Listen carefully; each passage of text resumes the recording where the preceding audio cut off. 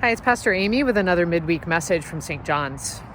I'm talking to you on November 2nd, which in the long history of the church ends a season that used to be known as Hallowtide. I mean, I guess it's still known as that, but mostly I've never heard anyone use that term before.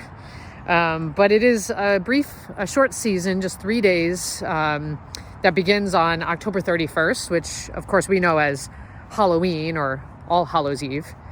And it goes through November 1st, which is known as All Saints' Day. And then November 2nd, which in at least the Roman Catholic tradition is known as All Souls' Day.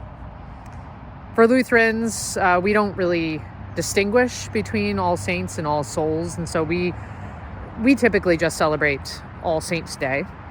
And it's the day when we recognize and give thanks for the life of all of the faithful, both living and those who have died. And we remember that we are connected to each other in eternity, that death doesn't separate us from those we love, and that they are still with us, and that in some way they continue to be wrapped in the loving care of God, just as we all are.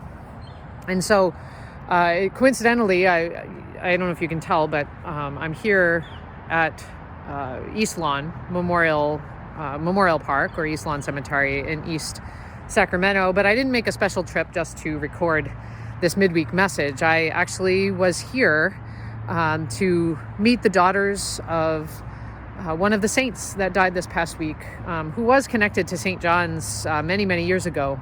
After living a long and full life of 103 years, she died this past week.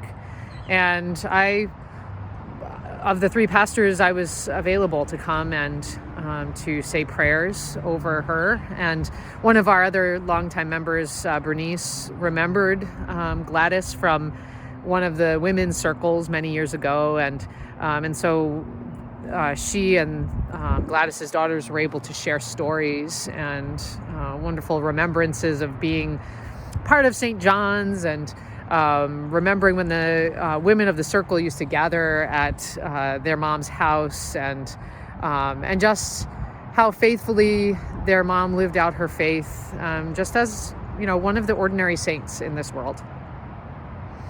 When I woke up this morning knowing I was going to come here and knowing I was wanted to give a message to you all about All Saints, I looked at the picture of my grandmother on my dresser.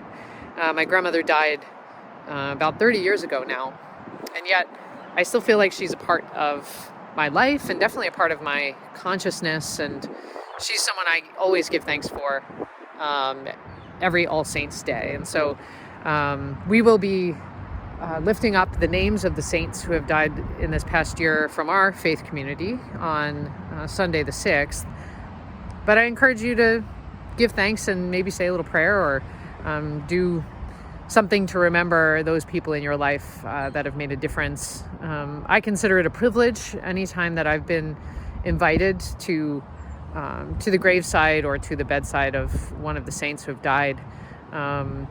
Even though I didn't know Gladys personally, I know that through our baptisms we are united in that great communion of saints. And so I give thanks for that unity that we have, and for the constancy of this faith tradition that has wrapped people together in the body of Christ for the last 2,000 years, and continues to offer the hope of a life that is beyond this one that we know, and yet that honors and celebrates this life that we share. So thanks for joining me this week.